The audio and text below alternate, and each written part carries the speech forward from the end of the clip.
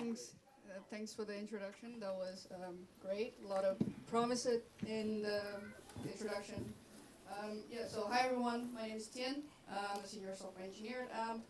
I'm excited to share with you today how we use Python to power our production data platform. It's already 3 p.m. It's the afternoon slump, so if I cannot keep you on the chair or on the edge of the chair, then I blame the schedule timing. But I'll show you here not just about Python, but how we engineer a reliable and resilience around that.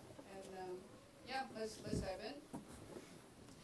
So in this talk, I'll walk you through how we engineer reliability and performance into our Python code base, patterns, the tools, the lessons that we learn on how to keep our data available, our system robust, and how it moves fast and reliable.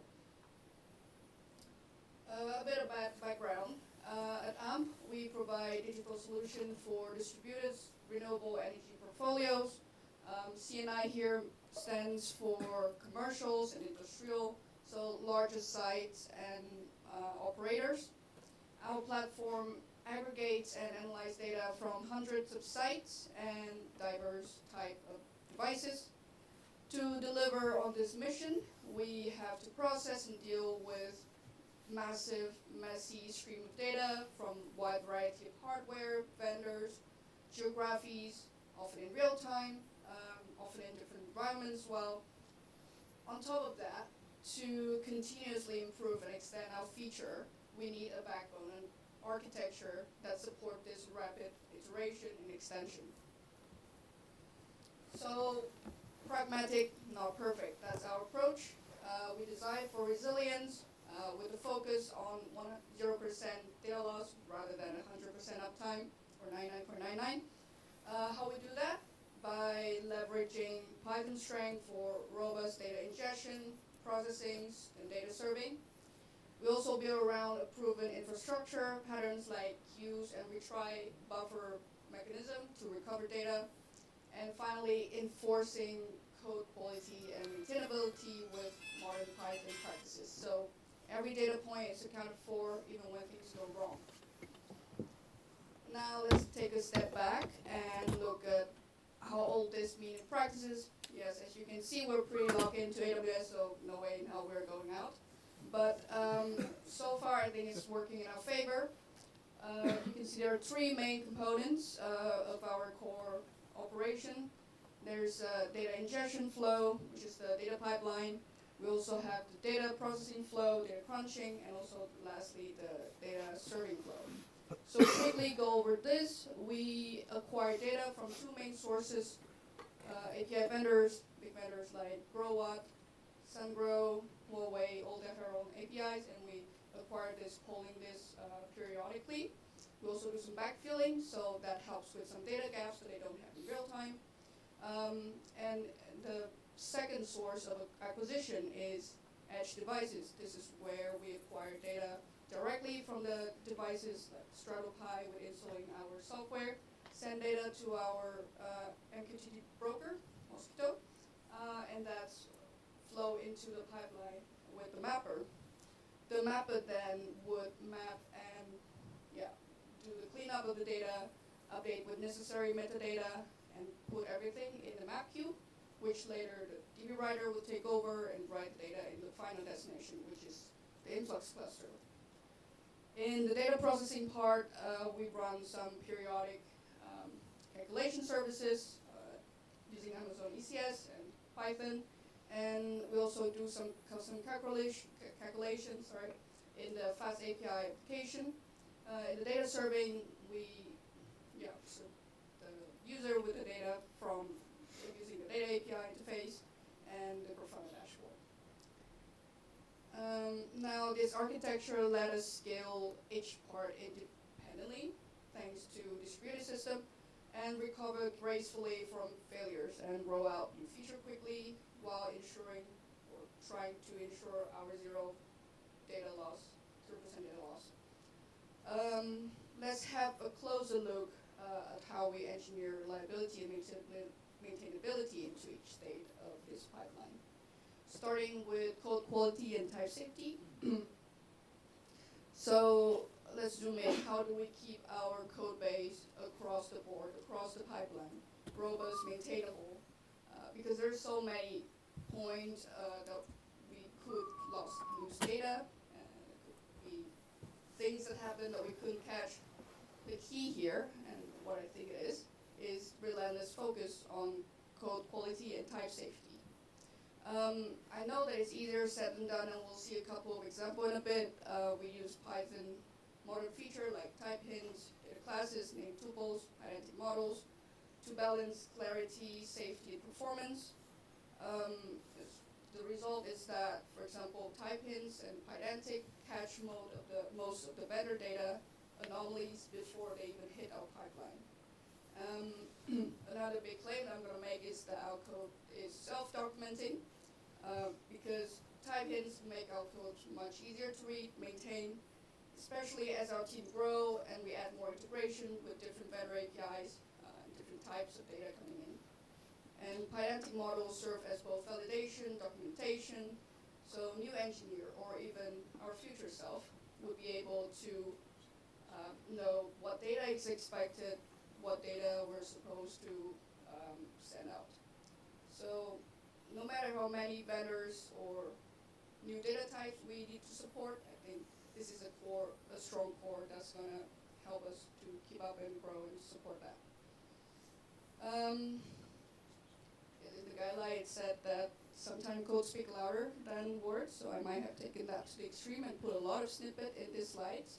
So one of the example is how here's the real endpoints from our Edge API. We define expected request payload as pydantic model and using type hint for every field. You can see here how the function is fully type annotated, making it clear what data is expected, what will be returned.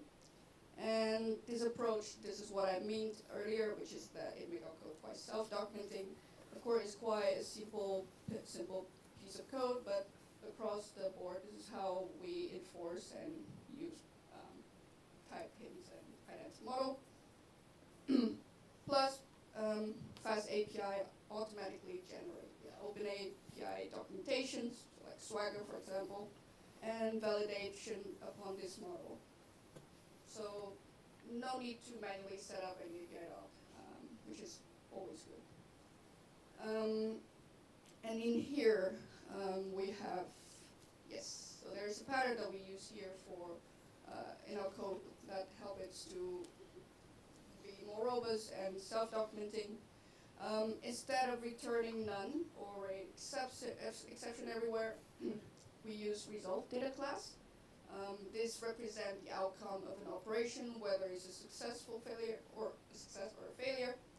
Now, any function that might fail can return a result object. So for example, you can see here is the data API response. In the first bit, that's how the result data class is defined. In the second one, it's how you can use this to say, okay, it's a failure or it's a success. And then in the last one, this is where after fetching and after getting the result from the data API response, we know we need to check for if it's successful or not. If it's not, then we log us a message or return something. So pattern like this, combined with type hints and data classes, help us write Python that are not just quick, flexible, but also production ready. I think it's a pragmatic way to bring some of the safety of languages like Rust or TypeScript into our Python code base without sacrificing readability or speed of development. I want to touch upon exception handling, though I won't go too deep into this. Just a few lessons learned and like best practices of how we use it across the board and how it really helps to speed up developments. Our approach when it comes to exception handling is to be pragmatic and focus on not overzealous exception handling. What it means is we only handle the exception that we know, meaningful exception like database timeout, specific vendor API's error, and want to do something about that. So we don't catch all the exception, but the one that is unexpected, we let it bubble up in the logs, and we can go go there and fix the root cause and improve on our system over time. In here, you can see how we implement the exception hierarchy. This is where in the vendor API code base we have we define vendor request error, extend for exception, vendor auth error, extend for exception, and then in a specific vendor, for example, in this case, GoodWe, we extend from that vendor auth error and vendor request error, and then for the expire auth error, we have it extend from the GoodWe auth error itself. So this is our standard way to set up exception handling across our code base, defining clear hierarchy.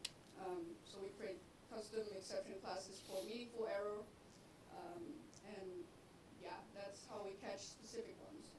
Easier to also look up in logs.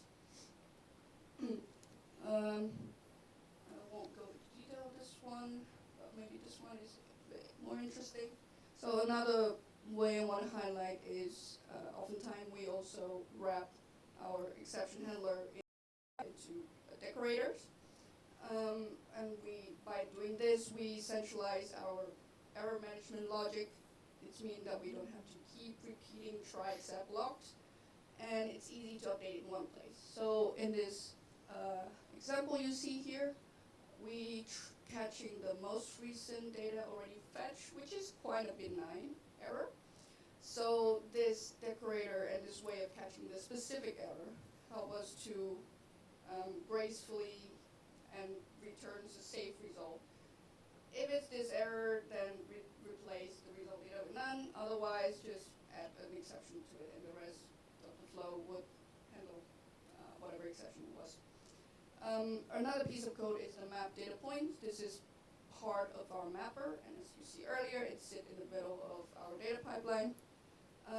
This is where we're processing batch of data points, and we specifically catch the unmappable data points error to prevent one bad data point from ruining a whole batch. And we also don't want our mapper to crash because it's quite in a critical place within the pipeline. And of course, we have a lot of task definitions spawned from the ECS, but we also don't want to have to trade off for just one bad apple in the whole list. It's getting a bit personal, so I'm going to share our data loss story. A bit earlier, like in the beginning of the talk, I mentioned how 0% data loss is our priority, and we have a fair share of some of the data loss story, but the one in 2023, we faced one of the biggest reliability challenges, which is that we consistently witness 6,000 data points being dropped. Right, so this, of course, first reaction is panicking. The next one is gather yourself together and start the investigation. We trace the entire data journey, see where the issue could happen. The first place we look at is, of course, the data pipeline. And yeah, a bit of context, this data log is from the edge devices. So what we found was quite eye-opening. The main culprit was the way that we acquired data from the edge devices via the MQTT flow. And this discovery set us a path on rethink and redesign some of the place in the MQTT listener. And I'm going to show you in a bit. Right, so I'll walk you over the troubleshooting thing. We first have to make sure it's really not the pipeline issue, that the pipeline is healthy. Nothing wrong, nothing dropped between the mapper and the DB writer. So we confirm that, we enable some logging, we check number of data in and out is consistent. Then we check the MQTT broker. So for this, we did have to reconfig some of the parameters to enable more message in line, message in flight, message in queue. But that still didn't solve the issue. So we look into the code base of the MQTT listener, and with debugging it locally, I was able to find that the number of message entering MQTT listener was, let's say, 2,000, but after processing, only 1,000 was processed and pushed to the mapper. So that's where our issue was. So from this, I implemented a simple in-memory simple queue to buffer this message to segregate between the ingestion and the processing flow. And yeah, the result is that this solved the issue. Key takeaway here, and actually, before doing this to the MQT listener, we of course upped the resources for memory, CPU. Still didn't fix the issue, so this is the step after that. So key takeaway here is that sometimes the fix isn't more resource, is better and more decoupled architecture. So isolating ingestion from processing, we made the system a bit more resilient to burst and slow down. And next topic is performance optimization. Another real world challenge that we encounter, because we have to serve and show data to the user with very low, high granularity, 5 minutes, 15 minutes interval worth of data, and usually request, let's say, 100 sites over a period of 1 month. Now that puts a pressure on our system, and yeah, these endpoints that we're serving usually time out because of how much data point is to query from influx, processing them, and then return back to the user. Before moving to ECS for our fast API, we were deploying as Lambda, and we were experimenting a lot of time on issue with 15 minutes, and etc. So we decided to move over to ECS. Our approach here is to solve this, or try to solve this in a systematic and more data-driven way. First is to identify a bottleneck using profiling tools, from the easy ones like Timeit to cProfile, PyInstrument. We also switch all of our queries from, all our influx and Postgres query from sync to async. We also use in-memory cache, TTL cache, and we also implement a pre-populate cache for bulk result. And we realized that actually we're dealing with a large amount of data from influx, so why not use what Python is strong with, and the libraries that exist in Python like pollers and pandas to deal with it, instead of pure Python loops. And that's what we did. We used pollers to process large amount of data using data frame. This is a bit of a snippet for the profiling, how we set up the middleware. It's quite easy later to profile it. We just need to add the profile in the request query param, and then we will see the result, the drill down of the profiling. And we also realized some of the lesson we learned is that we realized that some of the time, a lot of time was spent on JSON serialization and deserialization. So we also implemented a fast serialization here. That's UOR-JSON instead of the usual JSON serialization by fast API. And for caching and async, this is the populate bulk cache that I mentioned earlier. So basically, every time we would run, let's say if we query a bulk request for 100 sites, we would run that process 100 times. And each of the time, each site would need to get metadata, and that will mean 100 Postgres query to our Postgres. And we take a step back and thought, well, with Postgres, you can filter by, if the site ID is in a list of sites, then you just need one request, and then you can get data for all of the 100 sites. And that's what we did.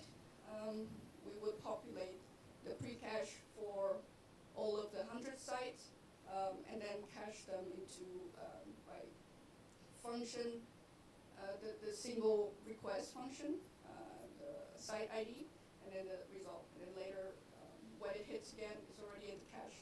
It will be able to use this result.